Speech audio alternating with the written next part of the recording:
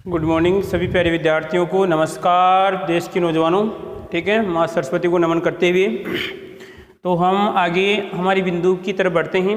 हम जो आपका थर्ड टॉपिक हमने स्टार्ट किया था आवर्त सारणी से संबंधित, ठीक है, उसमें कुछ नियम हमने पढ़ लिए थे। कुछ का मतलब कुछ, ठीक है। तो कुछ नियम में देखो, एक तो हम पढ़ रहे थे आपका लोथरमेयर का पढ़ेंगे। आज किसका पढ़ेंगे? देखो ठंडा का टाइम हो रहा है, कृपया टाइम वेस्ट ना करें अगर आपको पीना है तो, ठीक है। किसका? देखो टाइम वेस्ट हो रहा है, टाइम आएगा, ठीक, कोई बात नहीं। तो यहाँ पे क्या आएगा हमारा अगला नियम? कौन सा है भाई? लालो लोथरमेयर। लोथरमेयर के अनुसार ये क्या सिस्टम है, ध्यान से देखना। लोथरमेयर का जो वर्गीकरण था वो वर्गीकरण लालो यहाँ पे किसके आधार पे था रे? वो यहाँ पर इसके आधार पे, किसके आधार पे? आयतन, परमाणु का यहाँ पे आ जाएगा इसमें आयतन, और यहाँ पर आएगा रे भाई इसमें परमाणु और ये भार, इन दोनों के आधार पे इसका वर्गीकरण था। इस बात का ध्यान रखना। अभी तक परमाणु क्रमांक नहीं है लालो, ध्यान रखना, कहीं आप परमाणु क्रमांक को लेके बैठ जाओ। लोथरमेयर कब आया था? लोथरमेयर की अवधारणा थी लालो यहाँ पे 1869। कितना? 1869 में लोथरमेयर की अवधारणा दी गई थी। आगे देखो, उसके बाद में आयतन और यहाँ पे परमाणु द्रव्यमान में संबंध, परमाणु भार में संबंध स्थापित करने वाले वैज्ञानिक का नाम क्या था? लोथरमेयर था। इसने किस प्रकार किया? देखो ध्यान से, एक बार देख लो, एक बार देख लो, और देखने में क्या हो जाएगा रे? क्या हो जाएगा? खुशी मिलेगी। और तो क्या है, क्या मिलेगी आपको? देखने से खुशी मिलेगी। ये देख लो, ये इस प्रकार का इसने कुछ ग्राफ दिया। किसने? लोथरमेयर ने इस प्रकार का कुछ ग्राफ दिया भाई। अब इस ग्राफ में क्या था देख लो। उसने कहा कि देखो ये तो ऊपर वाला बिंदु है जो आपके ऊपर है, जो आपको दिखाई नहीं था, ठीक है। ये वाला नीचे वाला बिंदु है, आप इसे देख सकते हैं। और सर यहाँ पे ये जो यहाँ से अगर आप चलेंगे वो भाग तो कौन सा कहलाएगा? अवरोही। कौन सा आएगा? अवे और रोही, ये कौन सा कहलाएगा रे? ये कहलाएगा आरोही। कौन सा कहलाएगा? कौन सा कहलाएगा? आरोही। सर ये कौन सा कहलाएगा? उच्चतम बिंदु। उच्चतम बिंदु, ये इसका लोअर पॉइंट कहलाएगा। निम्नतम बिंदु, निम्नतम बिंदु वही लालो। यहां तक दिक्कत है तो बोल सकते हैं एक बार, केवल एक बार बोलना, ध्यान रखना। सत्य हमेशा कड़वा होता है, ध्यान रखना।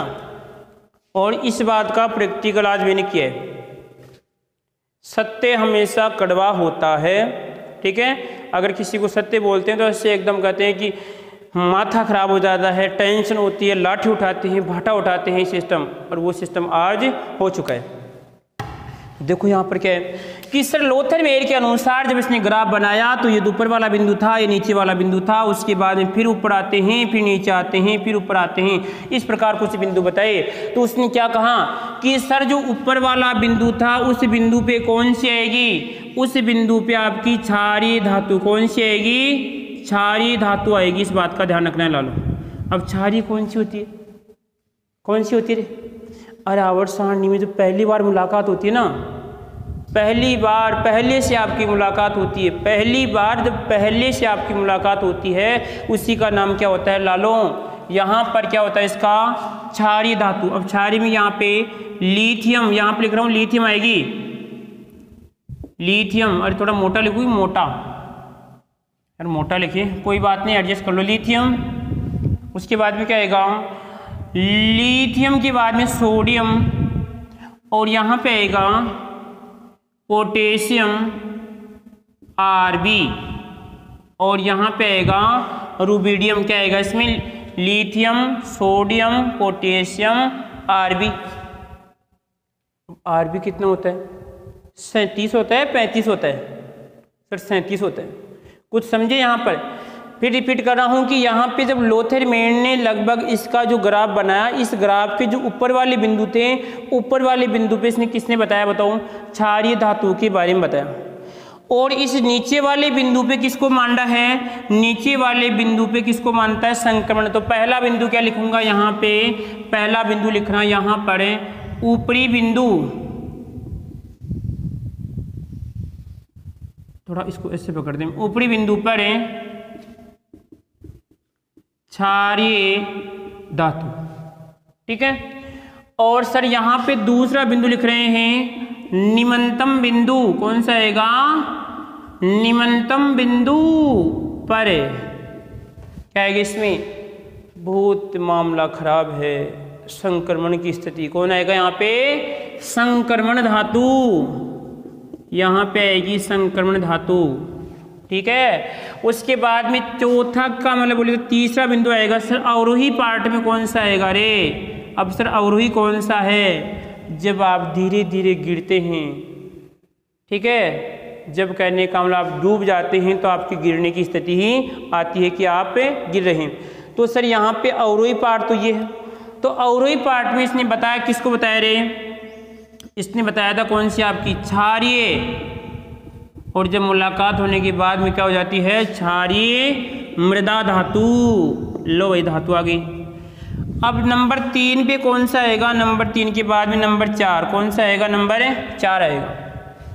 ऊपरी बिंदु पे क्षारीय धातु, निम्नतम बिंदु पे संक्रमण, उसके बाद में अवरोही पे कौन सा आएगा, क्षारीय मृदा आएगी, और लास्ट में कौन सा आएगा यहाँ पर आरोही पार्ट, कौन सा आएगा इसमें, आरोही पे कौन सा आएगा रे, आरोही पे ला लो यहाँ पर आपकी, जिसी को किसी से कोई मतलब नहीं है रे, अक्रिय गैस विन्यास, अक्रिय गैस विन्यास के बारे में इसने बताया था।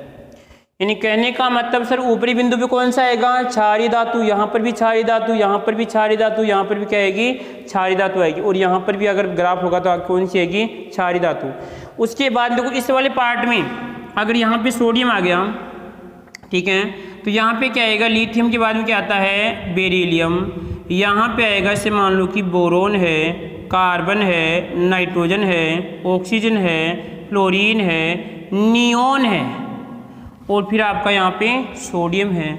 उसके बाद में सर क्या आएगा रे, मैग्नीशियम आएगा, मैग्नीशियम के बाद में क्या आएगा, यहाँ पे एल्यूमिनियम आएगा, और इस थोड़ा और नीचे करो से एल्यूमिनियम आएगा, सिलिकॉन आएगा, फास्फोरस आएगा, सल्फर आएगा, क्लोरीन आएगा, और यहाँ पे आर्गन क्या आएगा इसमें, आर्गन, और उसके बाद में फिर क्या आएगा इसमें, फिर पोटेशियम आएगा।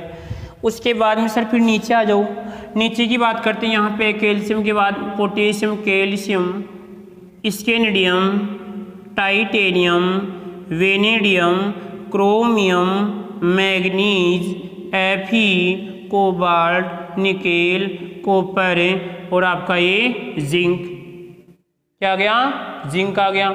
अब जिंक के बाद में फिर क्या आएगा इसमें बताओ आपका, सर यहाँ पे आएगा GAGE, gallium, germanium, arsenic, arsenic आ जाएगा, सेलेनियम, यहाँ पे आएगा सेलेनियम, और फिर यहाँ पे क्या जाएगा इसे मान लो कि Br, और Br के बाद में सर क्या हो गया, अब सर समस्या हो गई कि सर यहाँ पे क्या आना चाहिए कि हमारा सर देखो नियम ध्यान समझना कि सर आपके आरोही पार्ट में अक्रिय गैस विन्यास, तो यहाँ पे आरोही पार्ट कौन सा है सर, ये तो अवरोही है, ये वाला पार्ट कौन सा है बताओ, ये तो ऊपर जा रहा है, कौन सा आपका इसमें आरोही पार्ट है, तो सर इस वाले पार्ट में आनी चाहिए आपकी।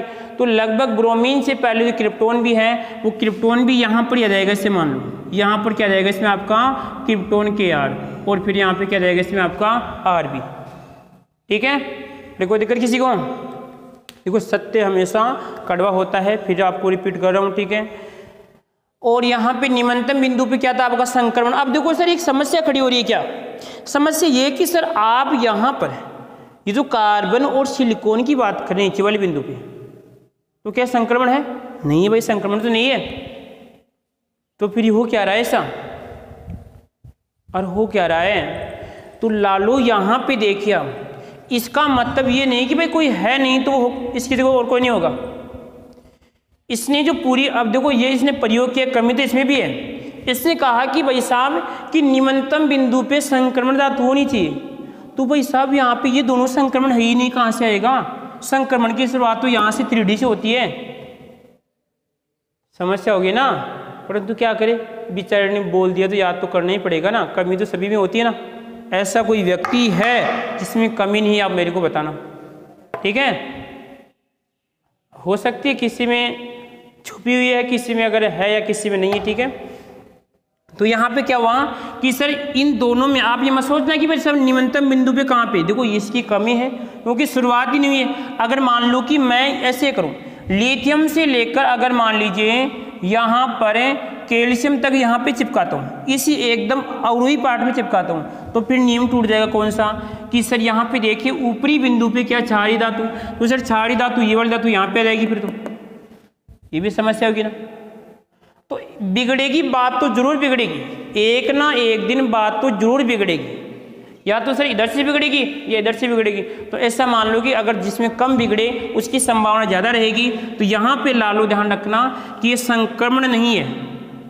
आप यदि इनको सोच के कि सर नीचे वाले पार्ट में आपकी संक्रमण, ध्यान रखना ये संक्रमण नहीं है, संक्रमण की शुरुआत स्किनेडियम है, टाइटेनियम, वेनेडियम, इस प्रकार इसमें आपका ग्राफ प्राप्त होता है। तो ये जानकारी आपको याद रखनी है। आगे की हम बात करें, आगे वाला जो बिंदु आएगा, मुख्य बात फिर रिपीट करो, कौन कौन सी बात याद करनी है, साथ साथ में याद भी करो, आंखें बंद कर लो और केवल किसी को याद करना है जो मैं बता रहा हूँ, ठीक है। पहला तो जब लोथरमेयर, देखो लोथरमेयर ने किसके बारे में कहा कि सर आयतन और द्रव्यमान दोनों के बारे में एक संबंध स्थापित किया था। उसके अनुसार क्या था कि सर जो ऊपरी बिंदु होता है, ऊपरी बिंदु पे क्या था, इसमें क्षारीय धातु और नीचे वाले बिंदु पे क्षारीय मृदा थी। और यहाँ पे अवरोही पार्ट, अवरोही का मतलब नीचे वाला पार्ट होगा, नीचे वाले पार्ट में कैसी थी, अरे कुछ उल्टा हो गया क्या, यहाँ पे ऊपर वाले पार्ट पे क्या आएगी, सिर्फ ऊपर वाले पे क्षारीय आएगी, और जो नीचे वाली पार्ट में संक्रमण आएगी। और जब नीचे की ओर आते हैं तो कौन सी क्षारीय मृदा, ऊपर की ओर जाते हैं जिसमें आपका अकेले गैस विन्यास प्राप्त होता है। ये जानकारी आपको हो गई होगी अच्छी तरह, ठीक है।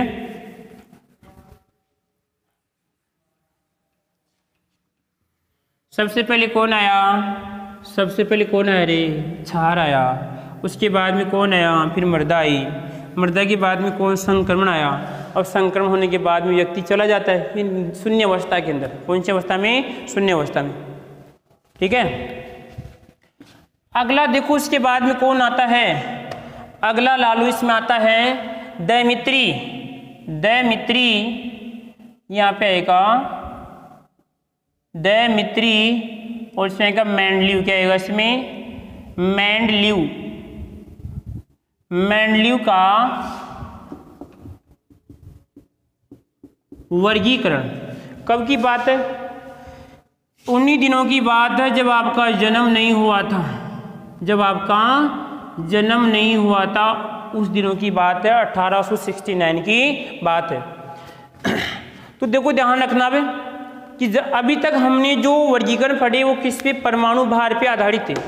किसको, लोथरमेयर में एक इसमें आयतन भी आ गया, ठीक है। परंतु इसमें भी ध्यान रखना, इसमें इसका भी जो वर्गीकरण है किसके आधार पे है, इस जो आपका मेंडलीव का वर्गीकरण है वो भी लगभग परमाणु द्रव्यमान पे ही आधारित है।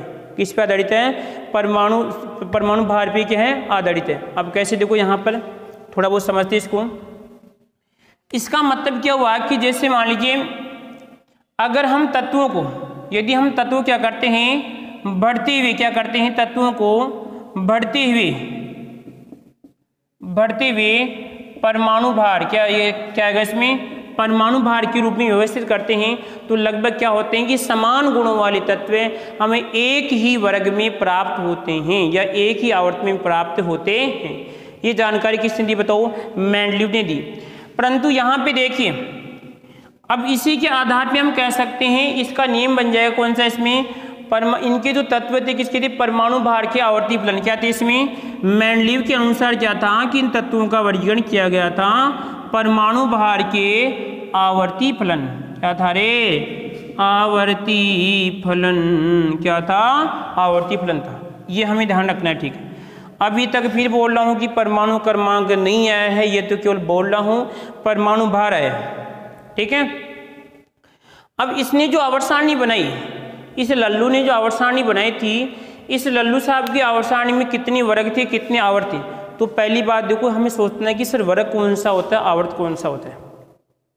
आवर्त कौन सा होता है और वर्ग कौन सा होता है, तो उनको हम देख लेते हैं एक बार। थोड़ी बहुत सिंपल सी सारणी बना लेते हैं बेचारे की बना ली, ठीक है। इसको भी थोड़ा बहुत याद कर लेते हैं, कमज़ोर को भी कभी कभार याद कर लिया करो, तो उससे भी आपका काम चल जाएगा, ठीक है। हमें तो काम बनाना है, ठीक है।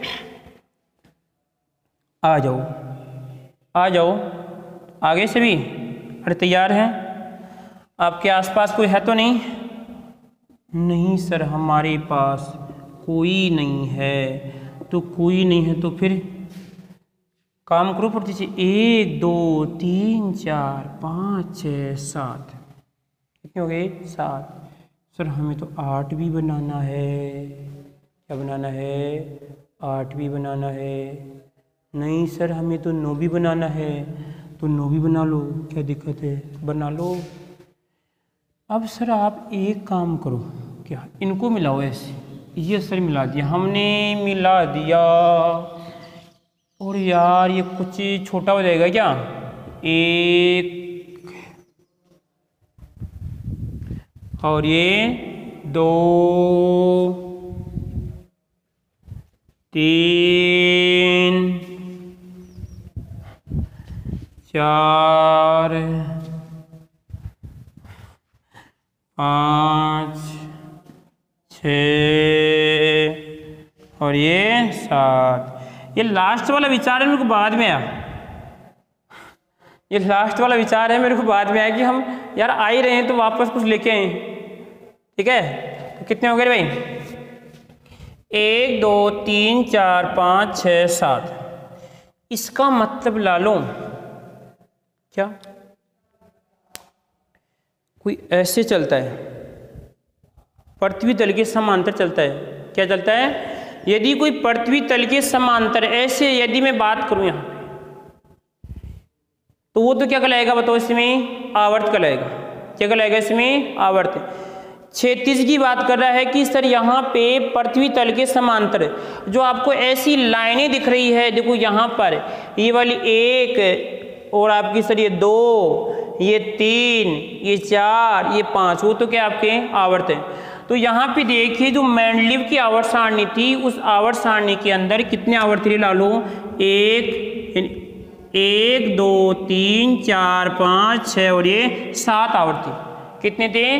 ध्यान रखना मेंडलीव की आवर्त सारणी में कितने आवर्त थे? 7 आवर्त थे। बाद में दोनों में अंतर पूछूंगा, ठीक है। तो यहाँ तक याद रखना, ठीक है। आवर्त समझ गए? यानी कहने का मतलब पृथ्वी तल के समांतर या हम कहते हैं क्षैतिज लाइनों को क्या कहते हैं? इस प्रकार जो लाइनें होती है वो क्षैतिज कहते हैं, और इस प्रकार पाई जाती है उसे कहते हैं ऊर्ध्वाधर कहते हैं। क्या कहते हैं? ऊर्ध्वाधर कहते हैं, ठीक है। तो यहाँ पे क्षैतिज लाइनों को उसने क्या माना बताओ? आवर्त माना। क्या माना था उसे? आवर्त माना था, ठीक है। और उसी प्रकार यहाँ पे देखिए जो आपको ये ऊर्ध्वाधर लाइन दिख रही है, ये वाली जो लाइन दिख रही है उसे क्या माना उसने? उसको यहाँ पे वर्ग माना था। क्या? वर्ग। तो बताओ इसकी सारणी में कितने वर्ग थे? 1 2 3 4 5 6 7 8 9। नहीं भाई 9 नहीं थे, 9 नहीं थे लालो। जब उस नौजवान ने बात की थी, मेंडलीव ने जब ये बात बताई थी, उस समय तो इनकी संख्या कितनी थी? 8 थी। कितनी थी? 8 थी। ये जो पहले वाले थे इसका वहाँ पे नहीं था रोल, पहले का 0 वाला, पहले का मतलब 0 वाले का उसमें कोई रोल नहीं था। और बाकी जो इसमें आपको 8 दिख रहे हैं किस प्रकार थे? 8 में सर आपका फर्स्ट है, और यहाँ पे सेकंड है, यहाँ पे आएगा सर आपका थर्ड आएगा, यहाँ पे आएगा फोर्थ आएगा, यहाँ पे आएगा इसमें 5 आएगा, अरे यहाँ पे क्या आ गया? 5 आएगा, यहाँ पे आएगा 6 आएगा, यहाँ पे आएगा 7 आएगा, और यहाँ पे कितना आएगा? अरे 8 आएगा। यानी कहने का मतलब जब उसने 7 आवर्त बताए थे उस समय उसने 8 वर्ग बताए थे। और ये किस प्रकार थे?